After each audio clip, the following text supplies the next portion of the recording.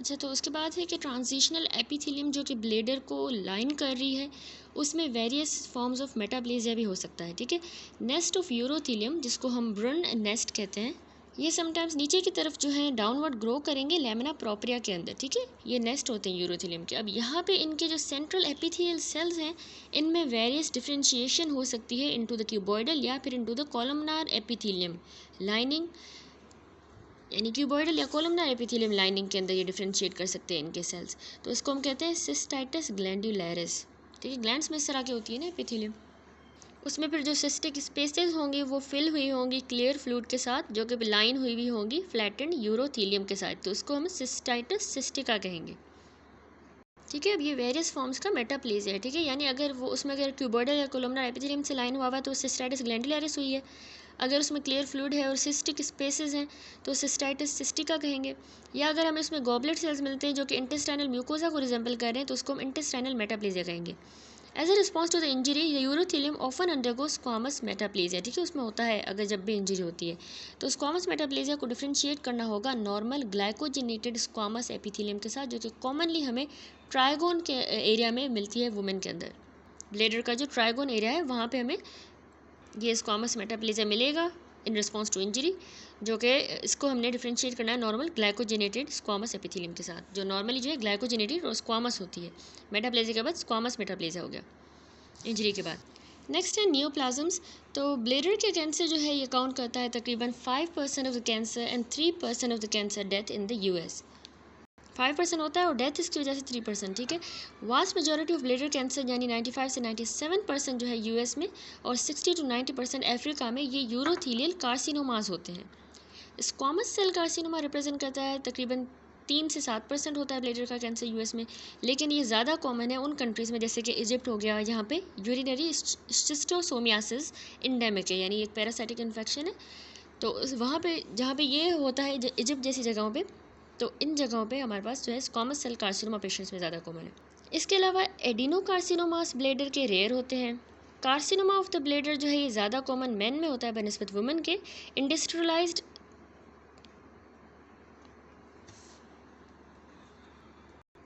Industrialise में बनस्बत developing Nations के, ठीक है। अर्बन में ज़्यादा है बनस्बत रूरल डवेलर्स के। वाइट्स में ज़्यादा है बनस्बत अफ्रीकन अमेरिकन के।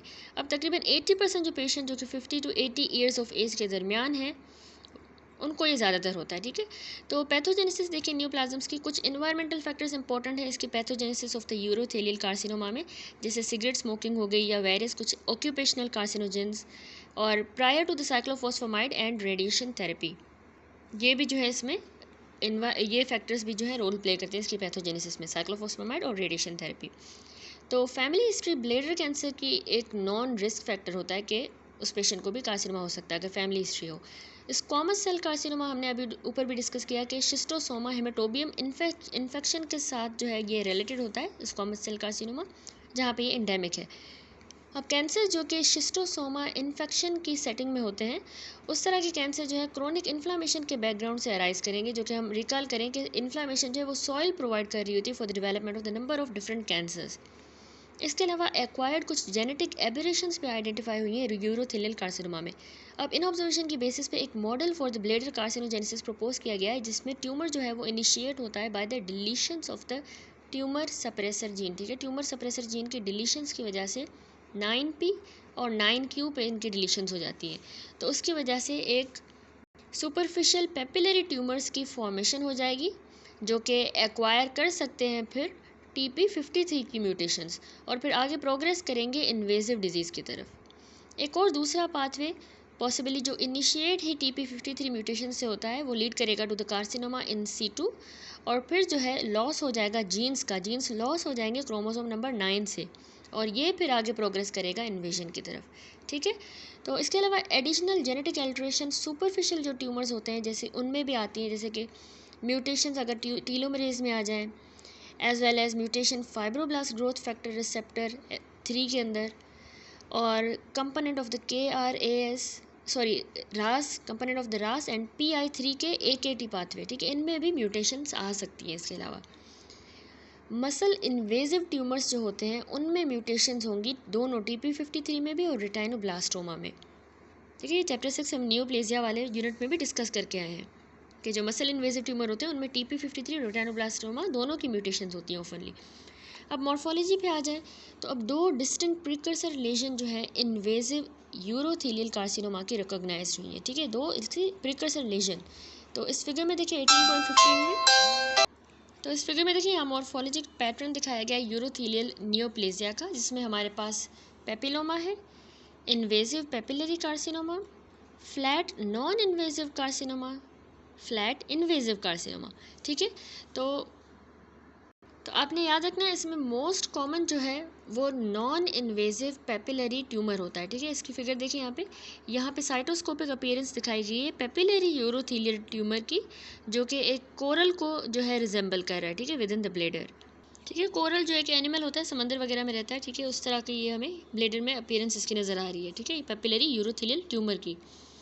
तो उसके बाद कह रहा है कि जो प्रिकर्सर होता है, बाकी जो प्रिकर्सर हैं कार्सिनोमा इन सीटू के, जो कि हम बाद में डिस्कस करेंगे। ठीक है, मतलब मोस्ट कॉमन ये नॉन इन्वेजिव पेपिलरी ट्यूमर था और बाकी भी प्रिकर्सर होता है, वो दूसरा प्रिकर्सर है कार्सिनोमा इन सीटू CIS, जो कि हम बाद में डिस्कस करेंगे। अब कह रहा है तकरीबन 1/2 ऑफ द पेशेंट जिनको इन्वेजिव ब्लेडर कैंसर होता है ना, उनको कोई भी प्रिकर्सर लेजन नहीं मिलती। ठीक है, जिनको इन्वेजिव वाला हुआ बेशक, लेकिन फिर भी प्रिकर्सर लेजन हमें नहीं मिलती 1/2 पेशेंट में। तो इस तरह के केसेस में ये प्रिज्यूम किया जाता है कि प्रिकर्सर लेजन जो है वो ओवरग्रोन हुई by the high grade invasive component की वजह से, वो ओवरग्रोन हो गई। ठीक है, क्योंकि इन्वेजिव कंपोनेंट इतना ज़्यादा हाई ग्रेड का था। अब मोस्ट इंपॉर्टेंट प्रोग्नोस्टिक फैक्टर होता है नॉन इन्वेजिव वाले पेपिलरी यूरोथेलियल न्यूप्लाज्म में, वो उनका ग्रेड होता है। इससे प्रोग्नोसिस पता चलेगी, जो कि बेस्ड है ऑन बोथ द आर्किटेक्चरल भी और साइटोलॉजिकल फीचर्स पे। तो अब इस टेबल में देखिए 18.2 में यहाँ ग्रेडिंग सिस्टम को ने सब क्लासीफाई किया है ट्यूमर्स को फॉलोइंग के अंदर। पेपिलोमा, ठीक है, इस टेबल में देखिए तो उसमें papilloma, number 2 papillary urothelial neoplasm of low malignant potential PUNLMP। इसके अलावा number 3 low grade papillary urothelial carcinoma LGUC, and then high grade papillary urothelial carcinoma HGUC। ठीक है, तो ये पूरा जो है इसका सिस्टम है, ग्रेडिंग सिस्टम के हिसाब से इसको non invasive papillary urothelial neoplasm को फर्दर क्लासीफाई किया गया है। इस फिगर में देखिए यहाँ पे नॉन इन्वेजिव लो ग्रेड पेपिलरी यूरोथेलियल कार्सिनोमा दिखाया गया है। इसमें जो राइट साइड पे ये हायर मैग्नीफिकेशन व्यू है, जिसमें हमें स्लाइटली इरेगुलर न्यूक्लियाई नज़र आ रहा है, जो कि स्कैटर्ड है with the scattered mitotic figures के साथ। ठीक है, ये माइटोटिक फिगर्स है जिनके साथ ये स्लाइटली इरेगुलर न्यूक्लियाई हमें नज़र आ रहा है।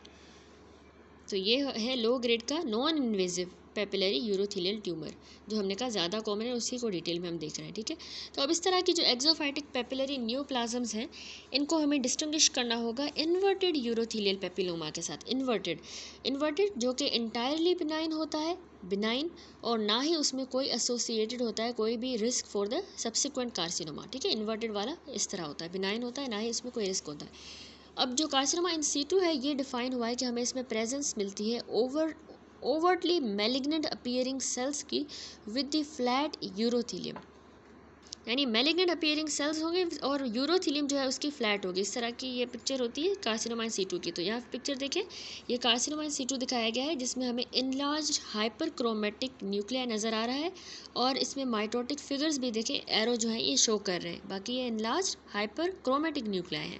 तो बिल्कुल जिस तरह हाई ग्रेड का पेपिलरी यूरोथेलियल कार्सिनोमा है, इसमें जो ट्यूमर सेल्स होते हैं कार्सिनोमा इन सीटू में, इनमें कोहेसिवनेस नहीं होती। ठीक है, और ये शेड कर रहे होते हैं, यूरिन के अंदर भी ये शेड होंगे कार्सिनोमा इन सीटू के सेल्स, जहाँ पे ये हम साइटोलॉजी के थ्रू डिटेक्ट भी कर सकते हैं।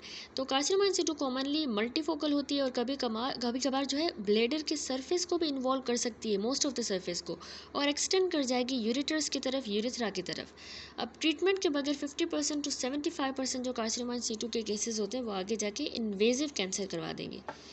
देन है invasive urothelial cancer associated with papillary urothelial cancer, usually of high grade, या कार्सिनोमा इन सीटू के साथ अगर ये एसोसिएटेड है, तो ये इन्वेजिव यूरोथेलियल कैंसर जो है सुपरफिशियली इन्वेड करेगा लैमिना प्रोप्रिया को, या फिर ये डीपली भी एक्सटेंड कर जाएगा इवन मसल तक।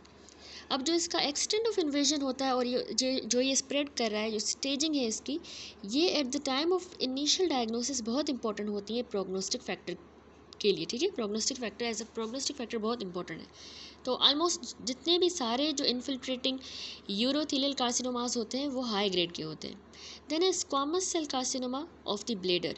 ये टिपिकली एक्सटेंसिव हमें कैरेटिनाइजेशन शो करेगा, आपने याद रखना है, और नियरली ये हमेशा एसोसिएटेड होता है क्रोनिक ब्लेडर की इरिटेशन के साथ और इन्फेक्शन के साथ। अब जो एडिनोकार्सिनोमास होते हैं ब्लेडर के, ये हिस्टोलॉजिकली तो बिल्कुल आइडेंटिकल है टू द एडिनोकार्सिनोमास जिस तरह हमें जीआईटी में मिलते हैं, बिल्कुल वैसे ही होते हैं हिस्टोलॉजिकली। कुछ अराइज करते हैं यूरेकल रेमिनेंट्स से in the dome of the bladder, ठीक है, ब्लेडर के डोम से, या फिर in association with the extensive intestinal metaplasia, बहुत ज़्यादा इंटेस्टाइनल मेटाप्लेजिया हो, फिर उससे ये एडिनोकार्सिनोमास अराइज करेंगे, या तो डोम ऑफ द ब्लेडर में यूरेकल रेमिनेंट्स से अराइज करेंगे, ठीक है। यूरेकल रेमनेंट जो कि ब्लेडर के दरमियान और अम्बिलाइकस के दरमियान एक कॉर्ड रह जाती है, इसको यूरेकस कहते हैं, ठीक है, रेमनेंट। तो नेक्स्ट अब आ जाते हैं क्लिनिकल फीचर्स पे। ब्लेडर के जो ट्यूमर्स हैं ये मोस्ट कॉमनली प्रेजेंट करेंगे पेनलेस हेमेचूरिया के साथ, ठीक है। हेमेचूरिया होगा लेकिन पेनलेस होगा, और पेशेंट्स जिनको यूरोथेलियल ट्यूमर्स होते हैं वट एवर देयर ग्रेड, उनको टेंडेंसी है कि वो न्यू ट्यूमर्स डेवलप करें जब उनकी एक्सीजन कर दी जाए, और इसमें जो रिकरेंस होती है ना ये भी बहुत ज़्यादा होती है, हायर ग्रेड रखती है, ठीक है, बार बार हो जाते हैं। अब रिस्क जो है होता है इस रिकरेंस का, ये रिलेटेड है बहुत से फैक्टर्स के, यानी ट्यूमर का साइज़ भी इसमें रिस्क फैक्टर है, स्टेज कौन सा है, grade, multifocality, mitotic index, associated dysplasia, और या फिर carcinoma in situ in the surrounding mucosa. अब बहुत से रिकरेंट ट्यूमर्स जो हैं वो अराइज करते हैं at a site different than that of the original lesion, यानी ओरिजिनल जहाँ पे लीजन थी उससे अलग जो साइट है वहाँ पे ये रिकरेंट ट्यूमर्स अराइज करेंगे, लेकिन शेयर करेंगे सेम क्लोनल एबनॉर्मलिटीज़ जैसे कि इनिशियल ट्यूमर्स की थी वैसी ही एबनॉर्मलिटीज़। तो थस ये इस तरह की ट्रू जो रिकरेंसेस होती हैं ये स्टेम करती हैं शेडिंग की वजह से। जब शेडिंग हो रही हो उस ओरिजिनल ट्यूमर से और वो जाके इम्प्लांट कर जाए, ठीक है, नई जगह पे न्यू साइट पे जाके इम्प्लांट कर जाए, तो उस वजह से ये रिकरेंस होती है। अब where is the high grade papillary urothelial carcinoma frequently are associated with either the concurrent or subsequent invasive urothelial carcinoma, यानी हाई ग्रेड वाले जो पेपिलरी यूरोथेलियल कार्सिनोमास होंगे वो या तो कंकरेंट या सब्सिक्वेंट जो है फिर इन्वेजिव यूरोथेलियल कार्सिनोमा करवा देंगे, या फिर वो लो ग्रेड पेपिलरी यूरोथेलियल न्यूप्लाज्म्स करवा देंगे, और ऑफन ये रिकर करते हैं लेकिन इनफ्रीक्वेंटली ये इन्वेड करेंगे, ठीक है। तो यानी हाई ग्रेड के पेपिलरी जो यूरोथेलियल कार्सिनोमास होते हैं वो एसोसिएटेड होते हैं, यानी उनके साथ या तो कंकरेंट या सब्सिक्वेंट इन्वेजिव यूरोथेलियल कार्सिनोमा होता है, या इन हाई ग्रेड वालों के साथ लो ग्रेड का पेपिलरी यूरोथेलियल न्यूप्लाज्म होगा जो कि ऑफनली बार बार होंगे लेकिन इनफ्रीक्वेंटली ये इन्वेड करेंगे। अब यहाँ पे ये जो टेबल है इसको भी देख लें 18.2। तो इसमें जो पेपिलोमा है इसकी रिकरेंस इतनी ज़्यादा नहीं है, रेयर होता है, ठीक है, उसमें साथ में इन्वेजन भी नहीं होती, को एग्जिस्टेंट इन्वेजन, और आगे प्रोग्रेशन भी इसकी रेयर है, डेथ इसमें नन है, ठीक है। लेकिन जो हमारे पास primary urothelial neoplasia of the uncertain malignancy, अच्छा, लेकिन इसके अलावा अगर पेपिलोमा के अलावा अगर हम दूसरा देखें PONLMP यानी papillary urothelial neoplasm of low malignant potential, तो इसमें रिकरेंस 30% होती है, इसमें साथ में इन्वेजन नहीं होती ना, इसकी डेथ भी इसमें नन है, लेकिन बस ये प्रोग्रेस 2% कर सकता है। देन लो ग्रेड का जो पेपिलरी यूरोथेलियल कार्सिनोमा होता है लो ग्रेड का, उसमें 45% रिकरेंस है, और लेस देन 10% उसमें साथ में कोई को एग्जिस्टेंट इन्वेजन भी हो सकती है। प्रोग्रेस ये 8 to 10% कर सकता है, डेथ इसमें 2 to 3% है। जबकि हाई ग्रेड का पेपिलरी यूरोथेलियल कार्सिनोमा वो लो ग्रेड था, हाई ग्रेड इसमें उतनी ही रिकरेंस है 45, लेकिन को एग्जिस्टेंट इन्वेजन तकरीबन 80% हो सकती है, और प्रोग्रेस ये 30% कर सकता है, डेथ इसमें 20%, ठीक है, क्योंकि हाई ग्रेड का पेपिलरी यूरोथेलियल कार्सिनोमा। नेक्स्ट आता है treatment of the bladder cancer. ये डिपेंड करता है ट्यूमर का ग्रेड कौन सा है, उसका स्टेज कौन सा है, और वेदर लेजन फ्लैट है या वो पेपिलरी लेजन है, उस हिसाब से ट्रीटमेंट। फॉर एग्जांपल अगर छोटी सी लोकलाइज्ड सी पेपिलरी ट्यूमर हुआ है जो कि हाई ग्रेड का नहीं है, ट्रांस यूरेथ्रल रिसेक्शन जो होती है, ये दोनों इसमें डायग्नोस्टिक पॉइंट ऑफ व्यू से इंपॉर्टेंट है, और थेरेप्यूटिकली भी ये इनफ होती है, सफिशेंट होती है, ठीक है। ट्रांस यूरेथ्रल हम रिसेक्शन कर देंगे। अब पेशेंट्स जिनको ट्यूमर है जो कि अब हाई रिस्क पे है, कि मतलब उसमें रिकरेंस हो सकती है और वो आगे जाके प्रोग्रेस भी कर सकता है, तो टिपिकली ये रिसीव करते हैं टॉपिकल इम्यूनोथेरेपी, जिसमें इंट्रावेजाइकल हम इंस्टॉलेशन करते हैं attenuated strain of tuberculous bacillus की, जिसको हम BCG कहते हैं, बेसिलस कामेटिक ब्यूरेन। ठीक है, ये हम इंट्रावेजाइकली इंस्टॉल करेंगे। समटाइम्स उसके बाद हम इंट्रावेजाइकल कीमोथेरेपी करते हैं। अब BCG करेगा क्या, ये ग्रेन्युलोमेटस रिएक्शन को एलिसाइट करवाएगा, जो कि ऑल्सो ट्रिगर करता है effective local anti tumour immune response. ठीक है, ये ग्रेन्युलोमेटस रिएक्शन जो है ना एंटी ट्यूमर इम्यून रिस्पॉन्स को ट्रिगर करेगा। अब पेशेंट्स जो कि क्लोजली मॉनिटर किए जाते हैं, इनको हम मतलब क्लोजली मॉनिटर करेंगे ट्यूमर की रिकरेंस के लिए, विथ पीरियोडिक साइटोस्कोपी करते रहेंगे और यूरिन साइटोलॉजिक स्टडीज़ भी करते रहेंगे। इसके अलावा रेडिकल सिस्टेक्टोमी ये रिज़र्व की गई है, यानी कि ब्लेडर ही निकाल दिया जाए उनके लिए जिनको ट्यूमर जो है वो मस्कुलरिस प्रोप्रिया तक अगर जिनका इन्वेड कर गया है, या फिर कार्सिनोमा इन सीटू हो गया है इनको, या हाई ग्रेड का पेपिलरी कैंसर हो गया है रिफ्रैक्टरी टू द BCG, उससे भी सही नहीं हो रहा, तो उनमें हम करेंगे रेडिकल सिस्टेक्टोमी। एंड नंबर 3, अगर किसी को कार्सिनोमा इन सीटू हुआ है जो कि एक्सटेंड कर रहा है प्रोस्टेटिक यूरिथ्रा के अंदर और फिर down into the prostatic ducts के अंदर, जहाँ पे BCG जो है वो न्यूप्लास्टिक सेल्स के साथ कांटेक्ट में ही नहीं आ पा रहा, तो उन केसेस में भी करेंगे। ठीक है, अब जो एडवांस ब्लेडर कैंसर होता है उसको हमने ट्रीट करना होता है कीमोथेरेपी के थ्रू, जो कि पैलिएटिव है लेकिन सेल्डम क्यूरेटिव है। ठीक है, ये पैलिएटिव होता है कीमोथेरेपी से, ये क्यूरेटिव नहीं है एडवांस ब्लेडर कैंसर में। दैट्स इट, यहाँ पे टॉपिक कंप्लीट हुआ ureter, bladder and urethra. Next अब इस चैप्टर का टॉपिक है हमारा सेक्सुअली ट्रांसमिटेड डिजीजेस, जिसमें हम डिफरेंट डिजीजेस डिस्कस करेंगे। Syphilis, gonorrhoea, non gonococcal urethritis and cervicitis, lymphogranuloma venereum, chancroid, granuloma inguinale, trichomoniasis, genital herpes simplex, human papilloma virus infection. ठीक है, ये सारी हमने इसमें डिस्कस करनी है। तो सबसे पहले सेक्सुअली ट्रांसमिटेड डिजीजेस जो होती हैं STDs, ये इनको कॉम्प्लिकेटेड इनकी ह्यूमन एग्जिस्टेंस है फॉर सेंचुरीज़। ग्लोबली तकरीबन अप्रॉक्सीमेटली 15 मिलियन जो है नए केसेस STDs के हर साल हो रहे हैं, जिनमें 4 मिलियन जो हैं वो अफेक्ट हो रहे हैं। 15 to 9 ईयर्स ओल्ड के भी लोग जो हैं वो 4 मिलियन अफेक्ट हो रहे हैं, और 6 मिलियन जो है 20 से 24 साल की उम्र के वुमेन जो है वो ज़्यादा लाइकली हैं to be infected by STD and to be asymptomatic रहती हैं वुमेन्स। तो तकरीबन 10 जो लीडिंग इन्फेक्शस डिजीज़ होती हैं जो रिक्वायर करती है notification of the centres for the disease control and prevention, CDC का नोटिफिकेशन इन द US, उनमें 5 हैं। एक है chlamydial infection, gonorrhoea, acquired immunodeficiency syndrome AIDS, syphilis और हेपेटाइटिस B। ठीक है, ये सारी STDs होती हैं। तो अब इस टेबल में देखिए 18.3 में यहाँ क्लासिफिकेशन है इंपॉर्टेंट सेक्सुअली ट्रांसमिटेड डिजीजेस की, पैथोजन है डिफरेंट, फिर उसमें एसोसिएटेड डिस्ट्रीब्यूशन है बाय द जेंडर, मेल्स में, फीमेल्स में और बोथ में कौन सी है।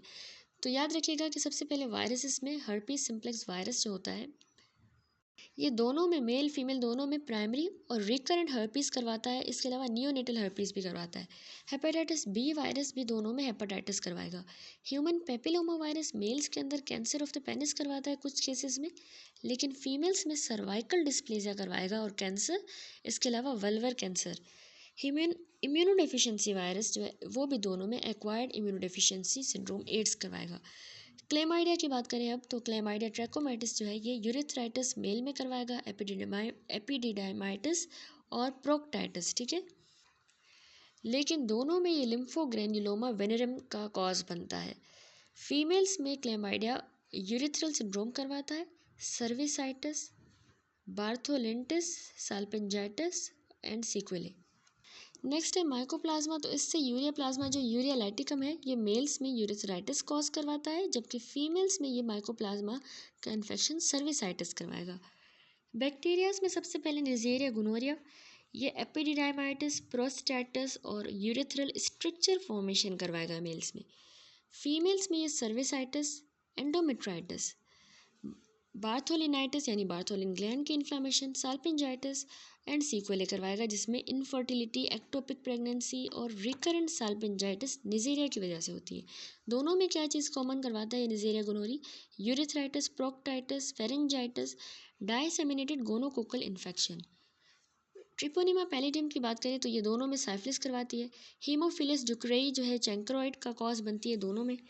और इसके अलावा कैलमेटोबैक्टीरियम ग्रेनुलोमेटिस जो है ये ग्रेनुलोमा इनगुइनल जिसको हम डोनोवेनोसिस कहते हैं ये कॉज करवाएगा, ठीक है। ये सारे हम आगे डिटेल में डिस्कस करेंगे। इसके अलावा प्रोटोजोआ में ट्राइकोमोनास वेजाइनलिस जो है ये मेल्स के अंदर यूरेथ्राइटिस और बेलेंटाइटिस करवाएगा, जबकि फीमेल्स में वेजिनाइटिस, ये प्रोटोजोआ की वजह से हो रहा है। तो अब सबकी डिटेल इंडिविजुअली जो हम डिस्कस करेंगे। उससे पहले कह रहा है कि यूएस के अंदर जो है 2 इम्पॉर्टेंट जो मोस्ट कॉमन एसटीडीज़ है वो जेनाइटल हर्पीज़ होती है और genital human papilloma virus infection, लेकिन ये दोनों सीडीसी का नोटिफिकेशन रिक्वायर नहीं करती। सेवरल इस तरह की एंटिटीज़ जैसे human immunodeficiency virus, HIV infection जो है, human papilloma virus infection, hepatitis B infection with E histolytica, ये सारे बाकी चैप्टर्स में डिस्कस हुए हैं। तो साइफिलिस सबसे पहले डिटेल में देखेंगे।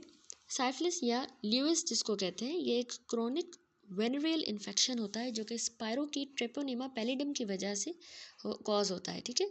तो पहले ये रिकॉग्नाइज हुई एपिडेमिक फॉर्म में 16th सेंचुरी में यूरोप में ग्रेट पॉक्स की तरह, ठीक है। साइफिलिस जो है इंडेमिक है in all part of the world. US में 20,000 केसेस प्राइमरी के और सेकेंडरी साइफिलिस के रिपोर्ट हुए टू द सीडीसी इन 2014, जो रिप्रेजेंट करता है almost a 3-fold increase since the year 2000। ये जो इंक्रीज आ रहा है ये मोस्ट पार्ट में एट्रीब्यूट हुआ है to the increase incidence in the man who have sex with man. During 2013 to 14, the incidence began to increase in the women as well, raising the concern that there may be an impending increase in case of congenital syphilis acquired from the mother, ठीक है, mother से भी जो है acquire होता है। तो strong जो रेडिकल डिस्पैरिटी है वो एविडेंट है। अफ्रीकन अमेरिकन जो है वो 6 टाइम ज़्यादा अफेक्ट होते हैं बनस्बत वाइट के। साइफिलिस ज़्यादा कॉमन है एचआईवी वाले इन्फेक्टेड पेशेंट्स में, जिनमें साइफिलिस ज़्यादा लाइकली है कि वो ऑर्गन की इन्वॉल्वमेंट करवाए और न्यूरोसाइफिलिस करवा दे, ठीक है, एचआईवी वालों में। ट्रेपोनेमा पैलिडम एक फास्टीरियस ऑर्गेनिज्म होता है जो कि सिर्फ नेचुरल होस्ट उसका मैन होता है। अब यूजुअल जो इसका सोर्स ऑफ इन्फेक्शन है वो है कि ये कॉन्टैक्ट में जब आ जाए कुटेनियस या किसी म्यूकोजल लेजन के साथ in the sexual partner in early primary और secondary stages of the syphilis, यानी जो पार्टनर है उसकी जो उसके सेकेंडरी या फिर प्राइमरी स्टेज ऑफ साइफिलिस का हो उसमें, और उसके कुटेनियस या म्यूकोजल किसी लेजन के साथ अगर कोई कांटेक्ट में आ जाए, ठीक है। तो अब ऑर्गेनिज्म जो है ये ट्रांसमिट होगा from such a lesion through the sexual activity through minute breaks in the skin और म्यूकस मेम्ब्रेन्स, उनके थ्रू जो है ट्रांसमिट होगा अनइन्फेक्टेड पार्टनर के अंदर। तो अब कंजेनाइटल केस में क्या होता है कि ट्राइपोनेमा पैलिडम जो है ट्रांसमिट होगा प्लेसेंटा के across from the mother to the foetus, particularly during the early stage of maternal infection. अब जैसे ये बॉडी के अंदर इंट्रोड्यूस हो गया तो ऑर्गेनिज्म रैपिडली डाइसेमिनेट करेगा डिस्टेंट साइट्स के अंदर थ्रू द लिम्फेटिक्स, ठीक है, लिम्फेटिक्स के थ्रू फैलेगा और ब्लड के थ्रू भी, even before the appearance of the lesions at the primary inoculation site, यानी प्राइमरी साइट पे अभी लेजन्स आएंगे नहीं उससे पहले ये पूरा स्प्रेड कर जाएगा पूरी बॉडी में। अब ये वाइड स्प्रेड डाइसेमिनेशन जो है ना ये प्रोटीन मैनिफेस्टेशन करवाती है इस डिजीज़ की, जो कि एडल्ट्स जो हैं उनको हम, जिसमें एडल्ट्स को हमने डिवाइड कर दिया है प्राइमरी सेकेंडरी और टर्शियरी स्टेजेस में। तो इसमें देखें फिगर में प्रोटीन मैनिफेस्टेशन है साइफिलिस की, स्टेजेस हैं प्राइमरी सेकेंडरी टर्शियरी। प्राइमरी में पहले तो क्या होता है चैंकर बनता है, पैथोलॉजी यही होगी, चैंकर बनेगा। सेकेंडरी में फिर पेशेंट को पामर रैश होगा, लिम्फेडेनोपैथी, लिम्फ नोड इनलार्ज मिलेंगे, कोंडाइलोमा लेटम मिलेगा। टर्शियरी स्टेज में उसको न्यूरोसाइफिलिस हो जाएगी जिसमें उसको मेनिंजो वास्कुलर टेब्स डोर्सिलिस हो सकता है, जनरल पैरासिस। इसके अलावा टर्शियरी में एओर्टाइटिस होता है जिसमें एनोरिज्म्स, एओर्टिक रीगर्जिटेशन और गम्मास फॉर्मेशन जिसमें उसको हेपर लोबाटम और skin bone and other sides पे गम्मास बनेंगे। अब जो कंजेनाइटल वाला केस होता है उसमें लेट अबॉर्शन या स्टिल बर्थ वाले केसेस में जो है पैथोलॉजी होगी। इन्फेंटाइल में जो है उसको बच्चे को rash, osteochondritis, periostitis, liver and lung fibrosis होगी। इसके अलावा जो चाइल्डहुड के दौरान होगी तो उसमें क्या पैथोलॉजी मिलेगी हमें, इंटरस्टिशियल कैराटाइटिस होगी उस बच्चे को, हुचिनसन टीथ और 8th नर्व की डेफनेस। तो ये सारी मैनिफेस्टेशंस जो हैं अभी हम डिटेल में इनको डिस्कस करेंगे। अच्छा, तो सबसे पहला स्टेज होता है प्राइमरी साइफिलिस। अब सेवरल हफ्तों के बाद इन्फेक्शन के यानी सेवरल हफ्तों के बाद तकरीबन 21 डेज़ के बाद जो है प्राइमरी लेजन जिसको हम चैंकर कहते हैं ये अपीयर होगा पॉइंट ऑफ स्पायरोकीट एंट्री वाली जगह पे जहाँ से वो एंटर किया स्पायरोकीट। तो सिस्टेमिक जो डायसेमिनेशन है ऑर्गेनिज्म की वो इस पीरियड के दौरान हो जाती है, जहाँ पे होस्ट एक इम्यून रिस्पॉन्स माउंट करेगा। अब दो तरह की एंटीबॉडीज़ बनेंगी, एक तो एंटीबॉडीज़ जो कि जाके क्रॉस रिएक्ट करेंगी होस्ट के कॉन्स्टिट्यूएंट के साथ, यानी नॉन ट्रिपोनेमल एंटीबॉडीज़ उनको कहेंगे, ठीक है। होस्ट के कॉन्स्टिट्यूएंट के साथ वो जाके क्रॉस रिएक्ट करेंगी। दूसरी एंटीबॉडीज़ जो कि स्पेसिफिक होंगी ट्रिपोनेमल एंटीजन के। तो अब ये जो ह्यूमोरल रिस्पॉन्स है ये हाउएवर फेल कर जाएगा टू इरेडिकेट द ऑर्गेनिज्म, इससे ऑर्गेनिज्म इरेडिकेट नहीं हो पाएगा। देन होता है सेकेंडरी साइफिलिस।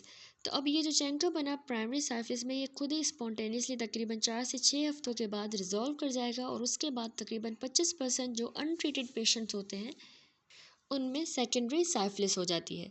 अब जो मैनिफेस्टेशंस हैं इस सेकेंडरी साइफिलिस की वो डिस्कस हुई है ग्रेटर डिटेल में बाद में, जहाँ पे जिनमें जनरलाइज्ड लिम्फेडेनोपैथी आ जाती है और म्यूकोकुटेनियस लेजन, ठीक है, ये आगे हम डिस्कस करेंगे डिटेल में। तो म्यूकोकुटेनियस लेजन दोनों की, प्राइमरी की भी और सेकेंडरी साइफिलिस की, टीमिंग है विद द स्पायरोकीट्स, और ये लेजन्स जो है हाईली इन्फेक्शस होती है। चैंकर की तरह बिल्कुल लेजन जो इस सेकेंडरी साइफिलिस में हो रही है ना, ये भी खुद ही रिजॉल्व कर जाएंगी बिना किसी एंटी माइक्रोबियल थेरेपी के, और इस पॉइंट पे आ जाएंगे कि अब हम पेशेंट को कहेंगे कि ये अर्ली लेटेंट फेज साइफिलिस के अंदर है, ठीक है। इस स्टेज पे हम उसको अर्ली लेटेंट फेज साइफिलिस कहेंगे। देन होता है टर्शरी साइफिलिस। तो पेशेंट जो कि अनट्रीटेड साइफिलिस के साथ होते हैं, तो उनका फिर आता है asymptomatic latent late latent phase, ठीक है। उनको हमने अनट्रीटेड छोड़ा, तो फिर वो अब एसिम्प्टोमेटिक वाले फेज में आ गए, जिसको हम लेट लेटेंट फेज कह रहे हैं ऑफ द इलनेस, जो डिफाइंड हुआ है more than 1 year after the initial infection, यानी 1 साल अब उसको गुजर चुका है इन्फेक्शन को। तो अब ये है टर्शरी साइफिलिस का स्टेज, ठीक है। तो अब तकरीबन 1/3 जो इस तरह के केसेस होते हैं जो 1 साल में आ गए, लेट लेटेंट में आ गए, एसिम्प्टोमेटिक हैं, तो इस तरह के 1/3 केसेस में न्यू सिम्टम्स डेवलप होना शुरू हो जाएंगे। अगले 5 से 20 सालों के अंदर नए सिम्टम्स आएंगे, ठीक है, इतने लंबे टाइम के बाद। तो अब ये जो लेट सिम्टोमेटिक फेज़ है या टर्शरी साइफिलिस, इसको कह रहे हैं टर्शरी साइफिलिस, जो कि मार्क्ड हुआ है by the development of lesions in the cardiovascular system, central nervous system, या less frequently in the other organs में भी लेजन मिलेंगी। तो अब स्पायरोकीट्स बहुत डिफ़िकल्ट होते हैं to demonstrate during the later stages of disease, और पेशेंट जो है अकॉर्डिंगली वो लेस लाइकली है